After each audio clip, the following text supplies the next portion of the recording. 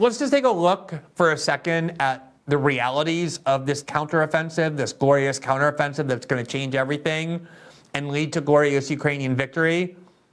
Even from the Western press that operates as the PR service for the Ukrainian government, we're starting to see some glimpses that this counteroffensive is, at least at the moment, a terrible failure, and it is obliterating Ukrainian forces. Here from Reuters on June 11th, just a few days ago, Russia said it hits Leopard tanks, U.S. Bradley vehicles in Ukraine. Quote, Russia on Sunday said it had destroyed at least 7 German-made Leopard tanks and 5 U.S.-made Bradley vehicles over 48 hours while repelling Ukrainian attacks.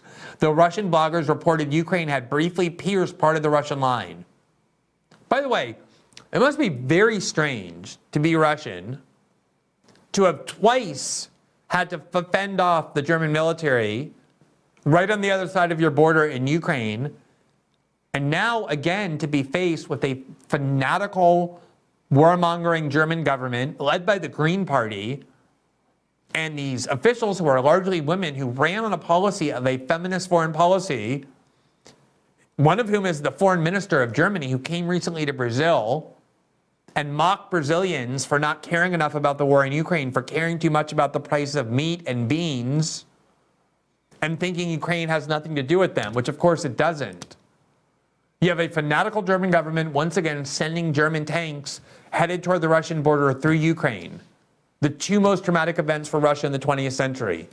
The Reuters article goes on, quote, Ukrainian President Vladimir Zelensky acknowledged on Saturday that his military was engaged in, quote, counteroffensive and defensive operations a day after President Vladimir Putin said Russia had repelled the first attacks of the offensive.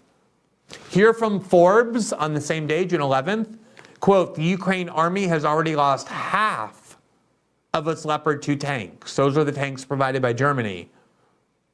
According to Forbes, they already lost half of those tanks.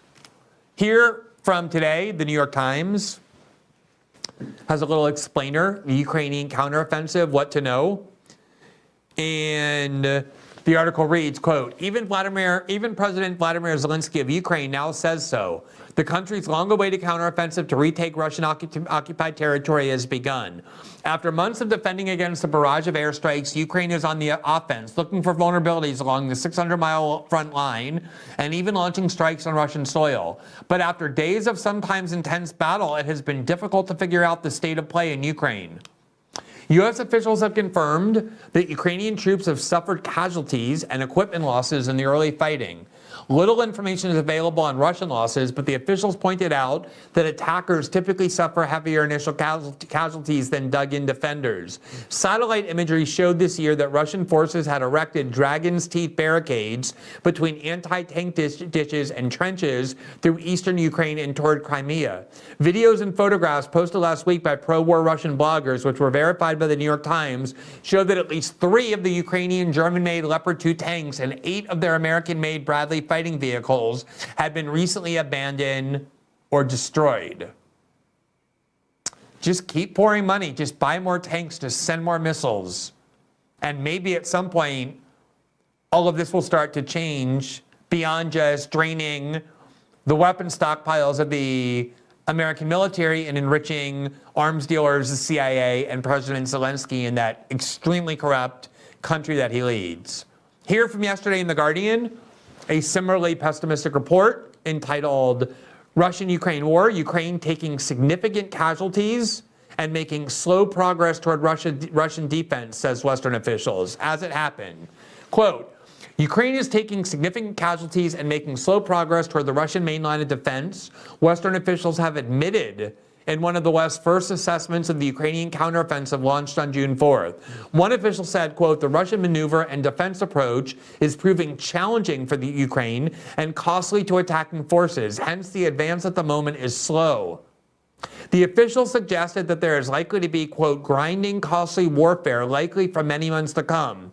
This is incredibly difficult. They are going against a well-prepared line that the Russians have had months to prepare.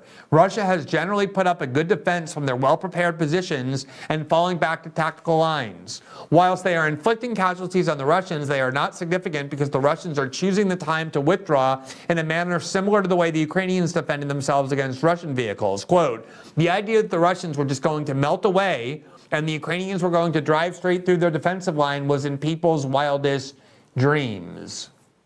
So you see Western media outlets preparing people that there are months and months and months that they need to be prepared, not just to endure more war, but to fund it and arm it and fuel it.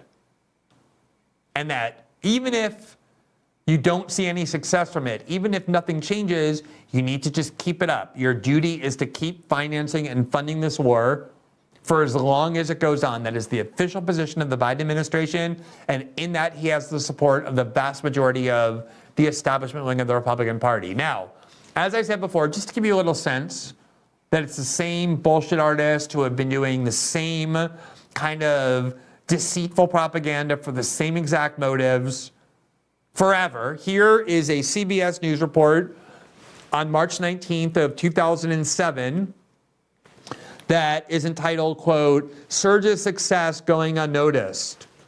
And it reads, quote, in order to preserve the cosmic harmony, it seems the gods insist that good news in one place be offset by misfortune elsewhere. It may well be that General David Petraeus is going to lead us to victory in Iraq. He's certainly off to a good start. If the karmic price of success in Iraq is utter embarrassment for senior Bush officials in Washington, D.C., well, in our judgment, the trade-off is worth it. The world will surely note our success or failure in Iraq. It will not remember the gang that couldn't shoot straight at the Justice Department, or for that matter, the antics of congressional Democrats, unless either so weakens the administration as to undercut our mission in Iraq. Obviously, it's too early to say anything more definitive than that there are real signs of progress in Baghdad. By the way, is this written by Bill Kristol? So this is a column by Bill Kristol, the same Bill Kristol that is now telling you that success is around the corner in Ukraine, who was telling you the same thing in 2007 about the war in Iraq. That, quote, there are real signs of progress in Baghdad, he said. The cocksure defeatism of war critics of 2 months ago, when the surge was announced, does seem to have been misplaced. The latest Iraq update by Kimberly Kagan, she was the theorist of the surge, and she is married to Frederick Kagan, whose brother is Robert Kagan, who is the husband of Victoria Nuland. So you see these same scumbags have been the same people at the heart of these wars forever. They never send their families. They let other people's families fight and die in them. And they just turn out this propaganda, the same propaganda. The scourge of Iraq is the counteroffensive of Ukraine. Bill Kristol writes, quote, the latest Iraq update by Kimberly Kagan, the sister-in-law of Victoria Nuland, summarizes the early effects of the new strategy backed up by, as yet, just one additional U.S. brigade deployed in theater, with more to be added in the coming weeks. This, quote, rolling surge focuses forces on a handful of neighborhoods in Baghdad and attempts to expand security out from those neighborhoods. A big advantage of a, quote, rolling surge is that the population and the enemy sense the continuous pressure of ever-increasing forces. This is 4 years into the Iraq War. Bill Kristol was one of the leading liars that ushered in that war. We're preparing a show on how Bill Kristol is a singular evil, a singularly deceitful disinformation agent, despite the fact that he is more influential now than ever. And this is the role that he was playing 4 years after the Iraq War started, that he helped lie the country into. Quote, Iraqis have not seen such a prolonged and continuous planned increase of U.S. forces before. The continued increasing presence of U.S. forces appears to be having an important psychological as well as practical effect on the enemy and the people of Iraq. Meanwhile, in Ramadi, in the belt south of Baghdad, stretching from Yusufis to Salman Pak and northeast in the Dilya province, U.S. and Iraqi forces have deprived al-Qaeda of the initiative. The sense of momentum is confirmed by many other reports in the media and from Americans and Iraqis on the ground. They can win this fight. And if they do, combined with progress in Iraq, the lasting news from March 2007 will not be Bush administration haplessness. It will be that we are on the way to success in Iraq. Didn't that sound exactly like the Max Boot article I read to you about Ukraine? The same tone, the same words, from the same liars who led us into all of these wars in the first place? Now, this surge that was the propagandistic innovation when Americans were ready to leave Iraq to promise them that they were about to transform the war came from something called the Institute for the Study of War. That's where Kimberly Kagan worked. And here you see the report, the real surge, preparing Operation Phantom Thunder. That was the name of the operation. And here is from that same institute is an article in the Weekly Standard, which at the time Bill Kristol had founded and was the editor of. So it's an article from the Weekly Standard entitled "The New Strategy in Iraq. General Petraeus Learns from Past U.S. Mistakes." And it says the new strategy for Iraq has entered its second phase. Now that all of the additional combat forces have arrived in theater, General David Petraeus and Ray Odierno have begun Operation Phantom Thunder, a vast and complex effort to disrupt al-Qaeda and Shiite militia bases all around Baghdad in advance of the major clear and hold operations that will follow. The deployment of forces in preparation for this operation have gone better than expected, and Phantom Thunder is so far proceeding very well. All aspects of the current strategy have been built upon the lessons of previous successful and unsuccessful coalition efforts to establish security in Iraq, and there is every reason to be optimistic about its outcome.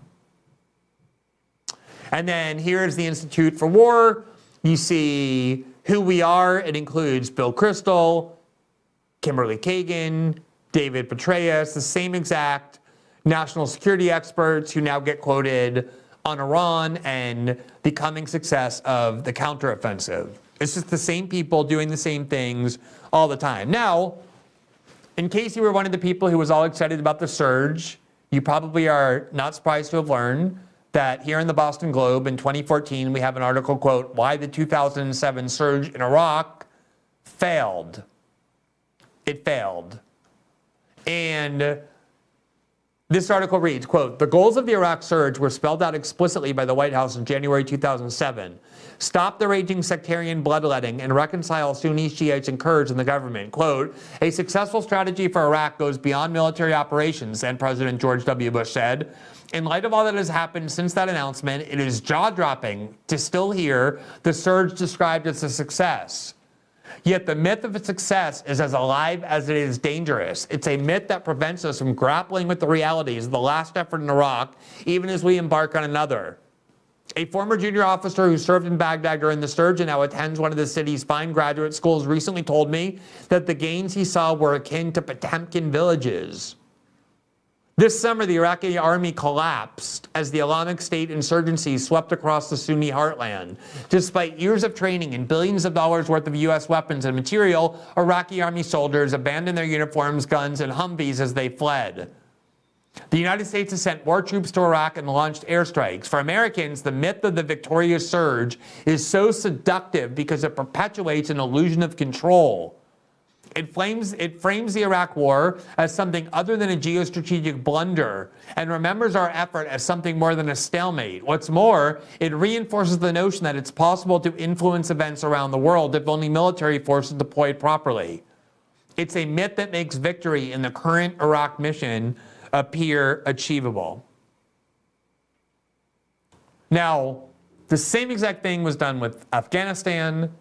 I can show you countless articles year after year after year of American officials and neocon scumbags, including David Petraeus and Bill Kristol and Max Boot, insisting we were on the verge of victory in Afghanistan. And of course, when we finally left in 2021, the Taliban just marched right back into power as though nothing had happened. So at some point, one would hope that Americans start learning these lessons, that they start tuning out the people who have constantly lied to them, and yet it doesn't happen.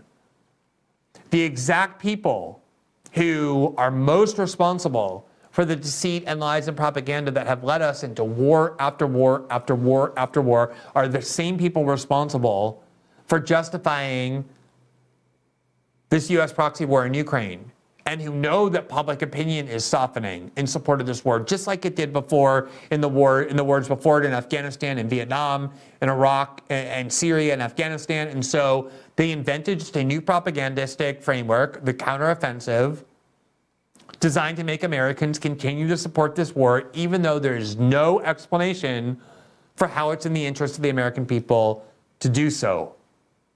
And it's just crucial sometimes to take these steps back into history.